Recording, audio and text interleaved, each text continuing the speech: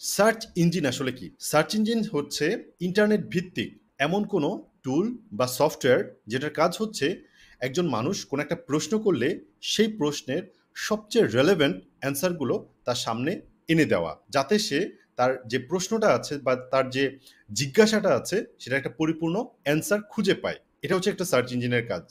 Example Google. আপনি ধরেন যেকোনো একটা ব্যাপারে জানতে চাচ্ছেন যে বাংলাদেশে ১৯৭১ সালে কি হয়েছে? সো আপনি সার্চ ইঞ্জিনে যেয়ে সার্চ করলেন ১৯৭১ সালে বাংলাদেশের ইতিহাস। সো সার্চ ইঞ্জিনে দেখেন অনেকগুলো এই বিষয়ে তথ্য আপনার সামনে নিয়ে আসবে।